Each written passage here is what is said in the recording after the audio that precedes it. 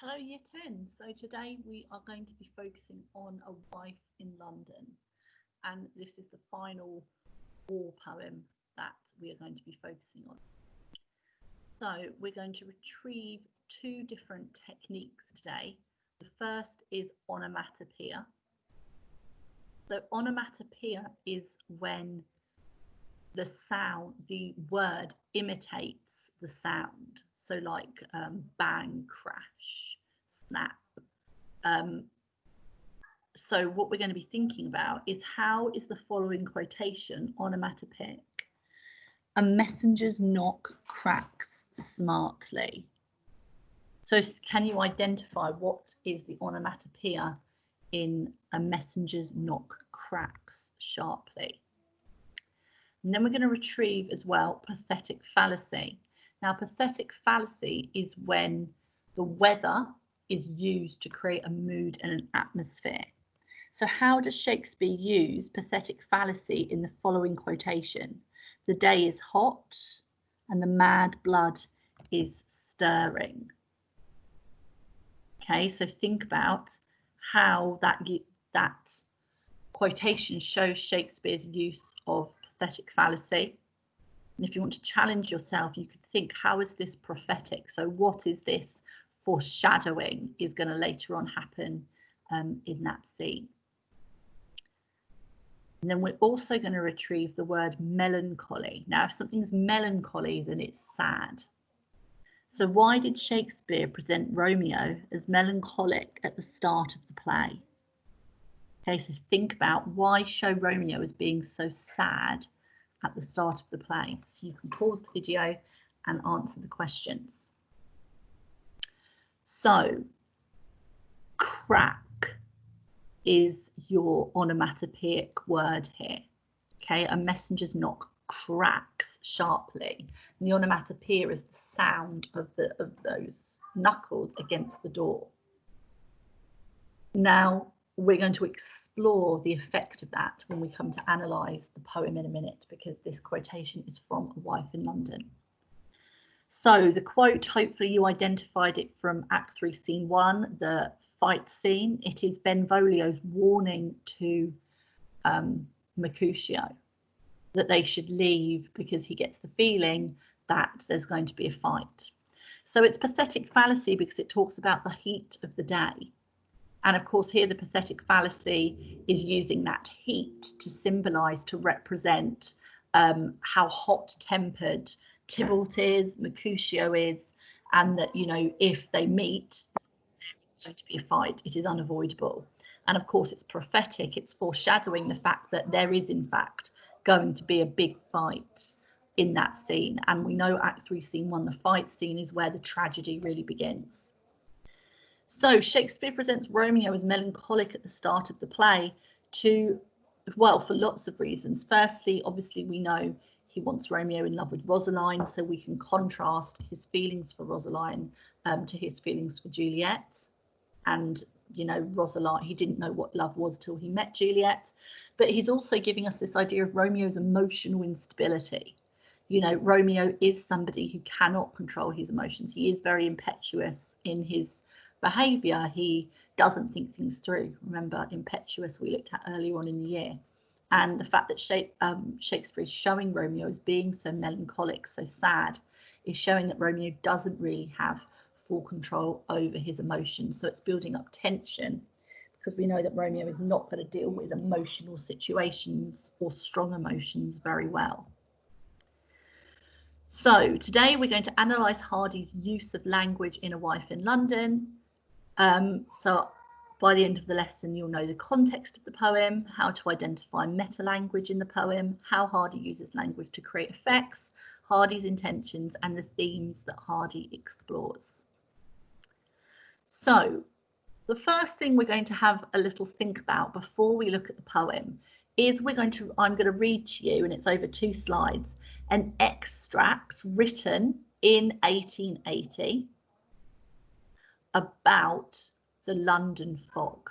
Okay, and I just want you to think about, as I read it to you, the imagery that you get of the description of this London fog.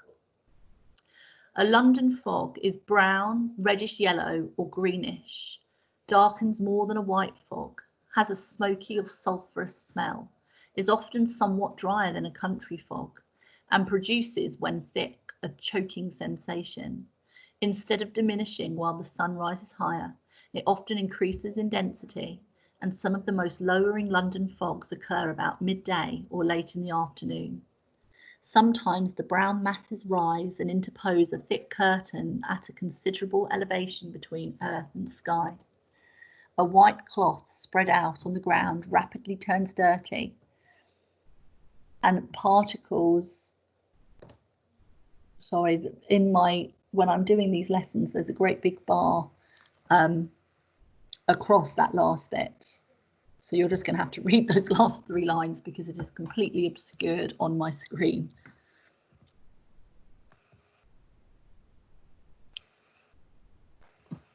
Such of our readers as have never been in London in November can scarcely imagine what it is to grope their way through a downright thorough London fog. It is sometimes like being embedded in a dilution of yellow peas pudding, just thick enough to get through it without being wholly choked or completely suffocated. You can see through the yard of it, which at the next stride you are doomed to swallow, and that is all. It is a kind of meat and drink, and a very sorry sustenance for those who are asthmatical, as you may tell by hearing one old cough answer another. Sorry, yet again, this is, there we go. By hearing one old cough answering to another from opposite sides of the street, and which, although you cannot see the passengers, you can tell from their grumbling that they do not like the something at all. Sorry about that. You will be able to see the sides properly, but the bits at the very bottom, like I said, are obscured by my taskbar on this software. So think about then the imagery that we get of this fog. It is thick, it is disgusting, it chokes you, makes you feel like you're suffocating, it makes you anxious because you can't see through it properly. So what we have here is this fog creating some very negative, very dark, quite frightening or maybe even dangerous images in our head. And we'll see in a minute how this links to A Wife in London. So we're going to spend the next couple of slides just thinking about the context of the poem, okay? So either on your copy of the poem or on a separate piece of paper, you might want to write the word context and make some notes now.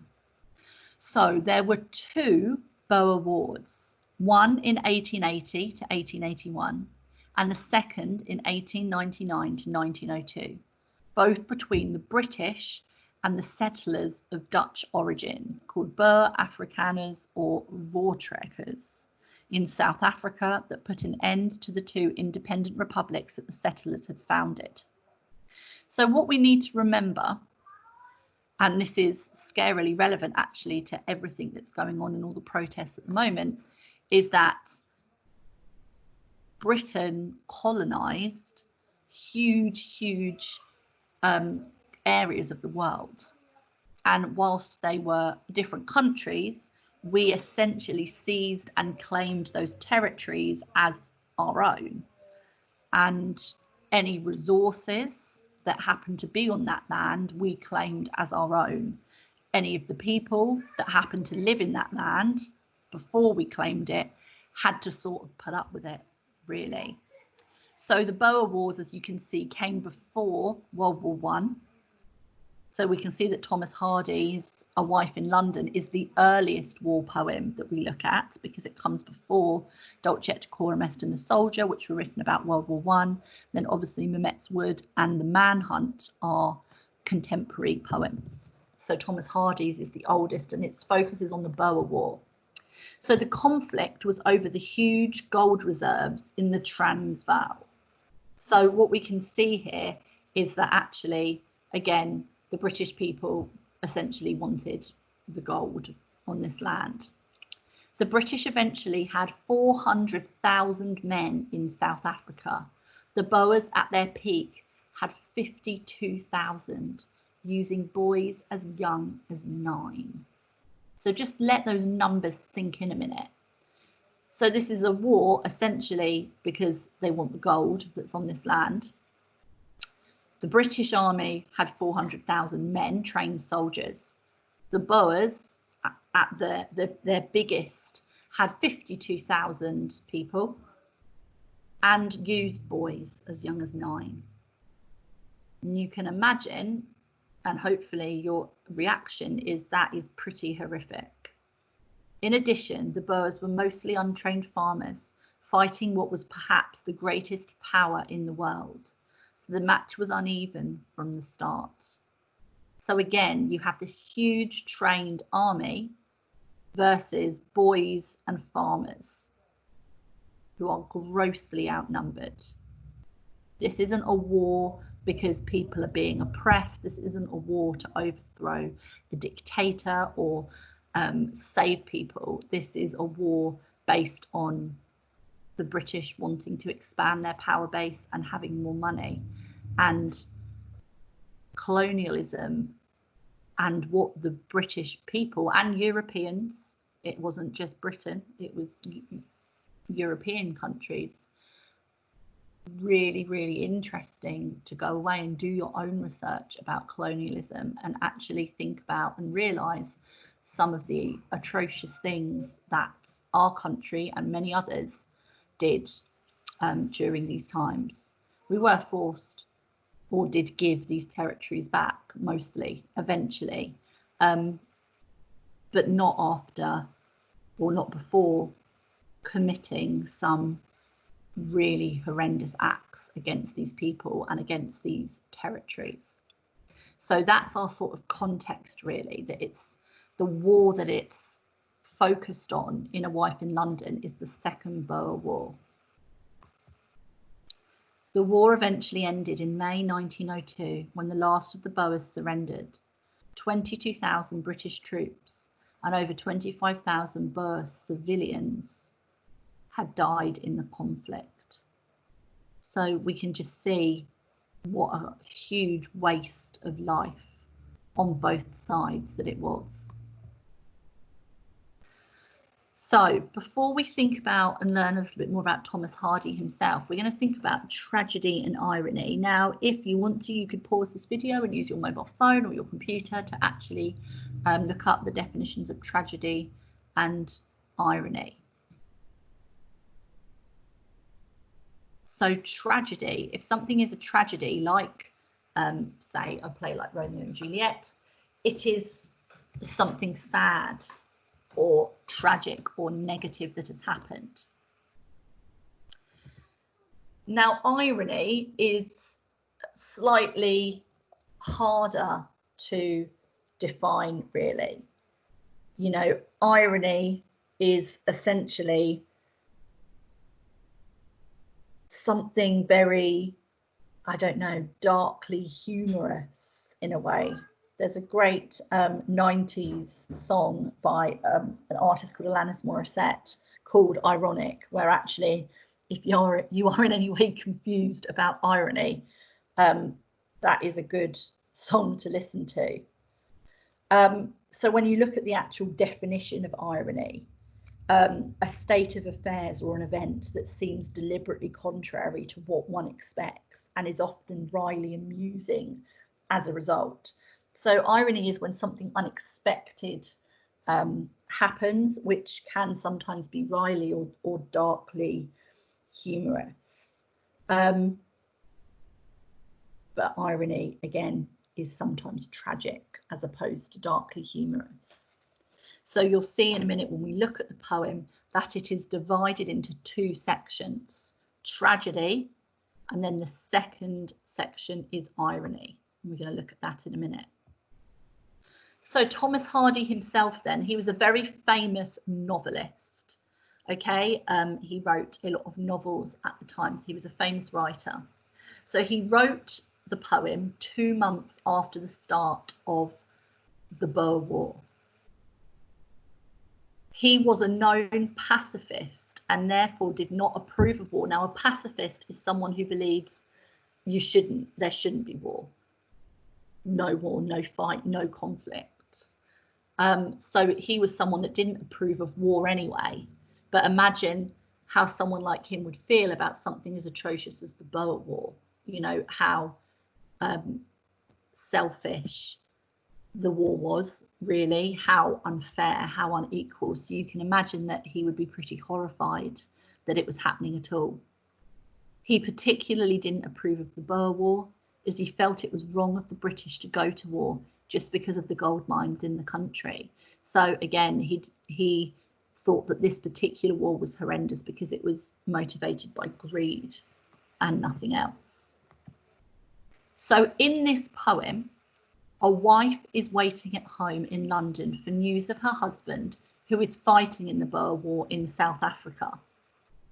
Fog is filling the London streets when there is a knock at the door and a messenger arrives with news of her husband. And that's where we're going to start looking at the poem.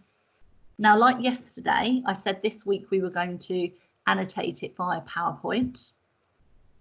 But as I've said to you yesterday as well, if you find you prefer seeing me handwrite it, then I'm happy to switch to doing that. I just thought I'd do something a bit different this week. So we can see section 1, the tragedy. Now, as always, we think about the title as well.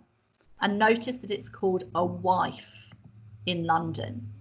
And we can infer from this then that the poem is going to focus on the wife's perspective. And actually, we get very little war in this poem, apart from the fact that she is waiting of news of her husband who is fighting in a war.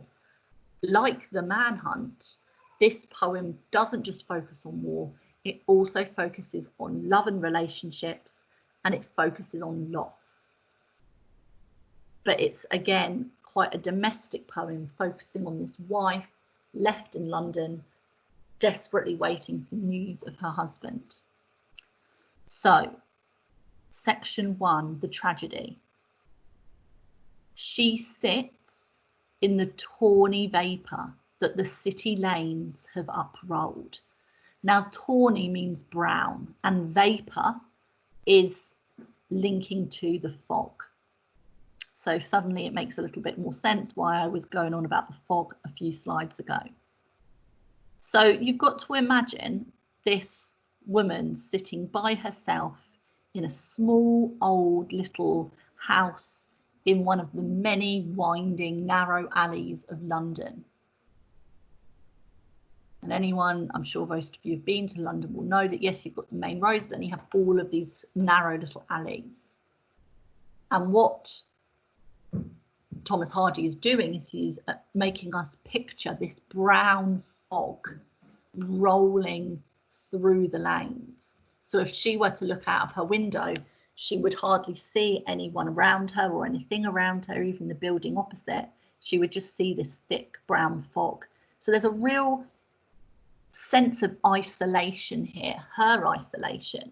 This fog is almost cutting her off from anyone else. And she's just by herself with her anxiety and her concern, wondering how her husband is fighting off in the Boer War. So she sits in the tawny vapour that the city lanes have uprolled, behind whose webby fold on fold, like a waning taper, the street lamp glimmers cold. So the webby fold on fold is again the fog. So behind this fog, she can just make out the glimmer of a street lamp. But it's how Thomas Hardy describes this street lamp that is significant.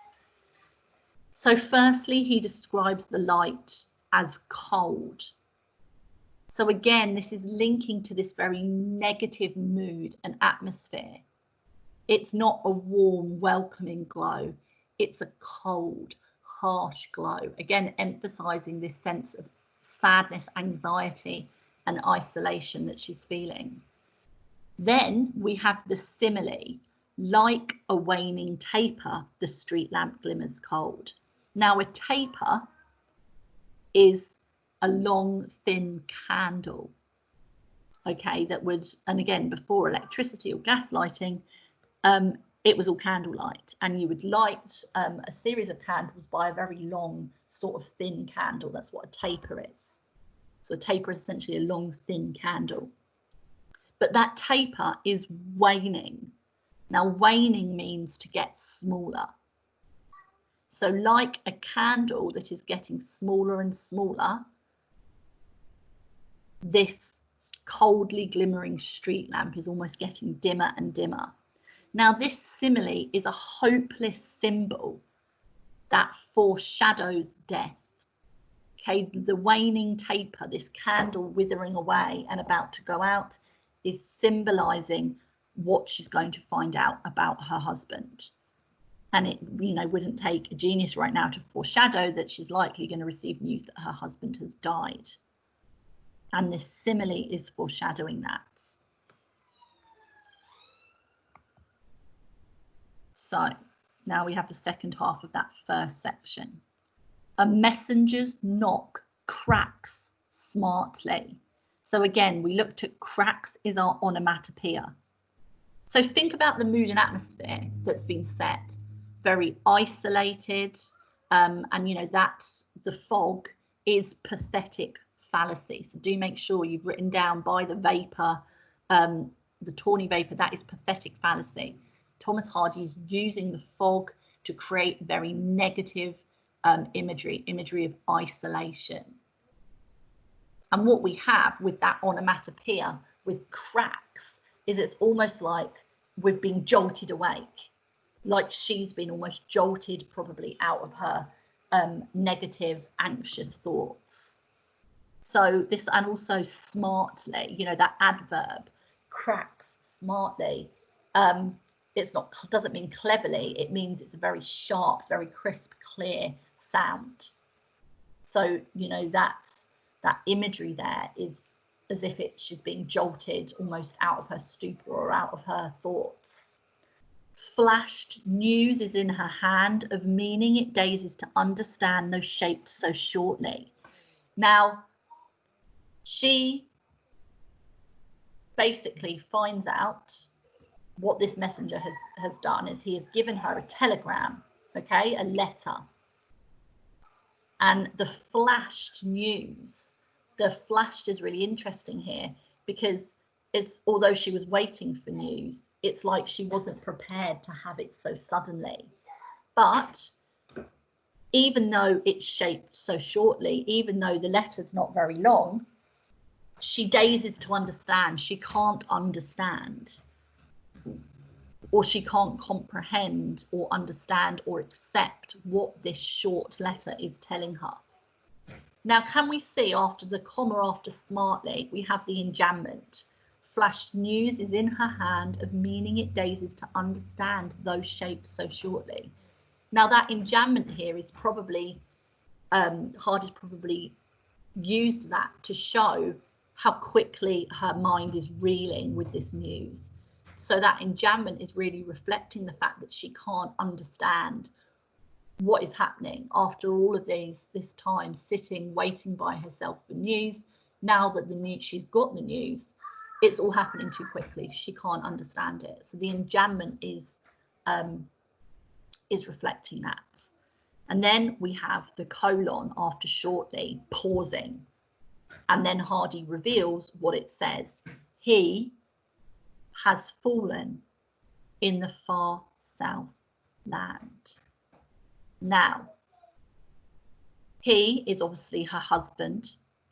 Has fallen is a euphemism, a respectful way of saying he's died in the far south land, South Africa, where he's fighting. Notice the caesura. Remember, caesura is when punctuation is used in the middle or end of a line. He, hyphen, has fallen, hyphen, in the far south land. That's really slowing down the pace in which we read what this letter is actually saying. And it really puts our emphasis on this euphemism that he's fallen, he's died. So think about the ellipsis after land. Ellipsis is the 3 dots. Why might Hardy have used ellipsis? Possibly he's used it because he wants to reflect for the reader the fact that the wife cannot wrap her head around, cannot understand or comprehend what's happened. That ellipsis could be reflecting her shock at what she's found out.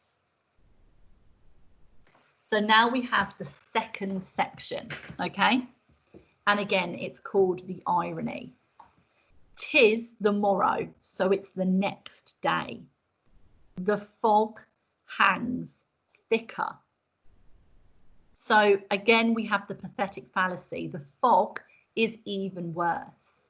Now, what that pathetic fallacy could be doing is, no matter how tragic the letter she received yesterday was, today is going to be even worse for her.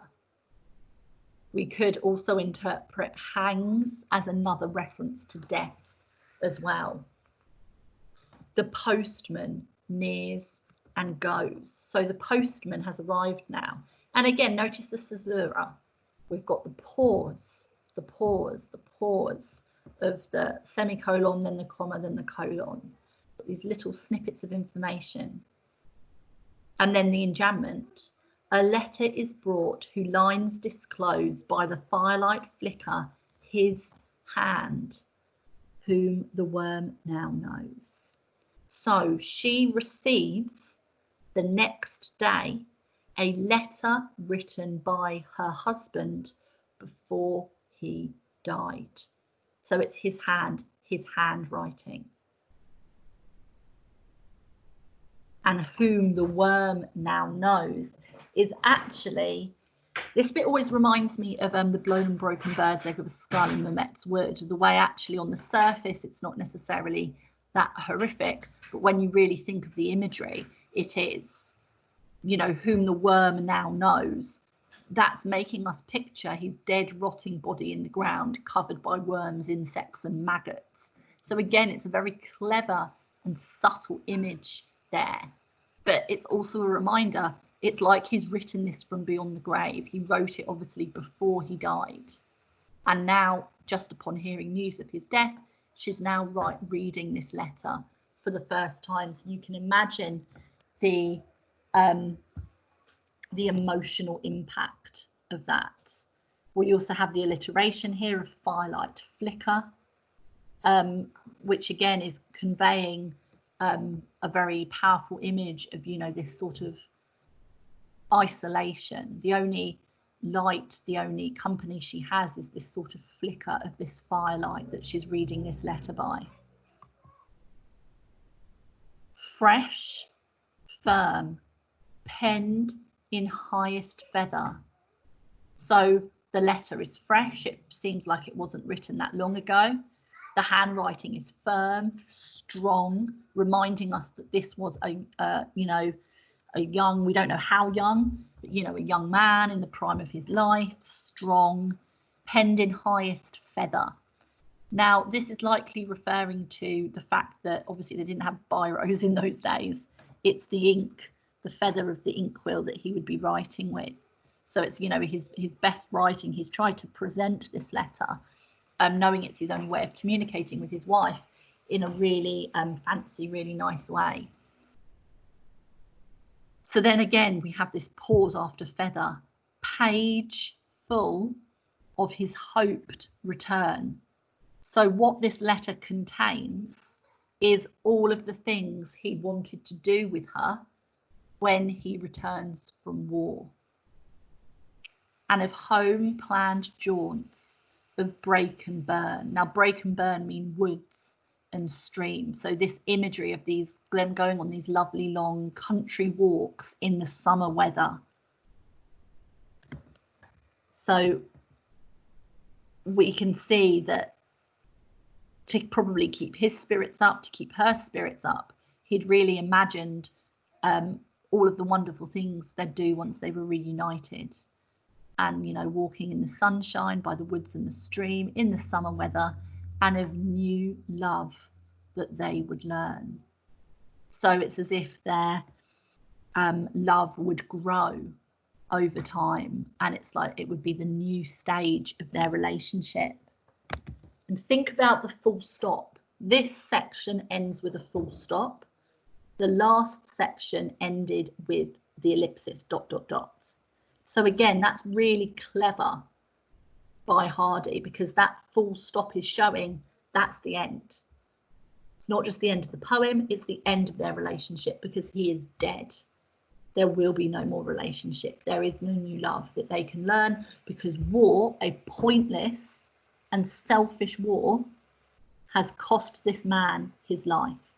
And it's not just his suffering. This poem focuses on the suffering of the woman he left behind for this war that Hardy believed was selfish and pointless. So this poem is a fantastic one to compare to the Manhunt, and we're going to focus a bit on that in the next couple of lessons, because we can see that it's focusing on the wife, just like Laura in the Manhunt. We can see that it's talking about the effect war has had on their relationship, but the Manhunt ends with the possibility that their relationship can grow. In A Wife in London, there is no hope. And that full stop is really symbolising that. Okay, well done. So finally, we're just going to look at two last questions.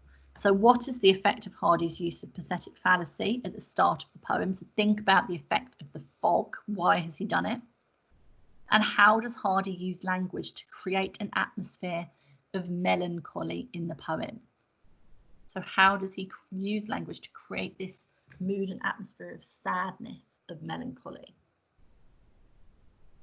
Okay, well done, and I will see you tomorrow.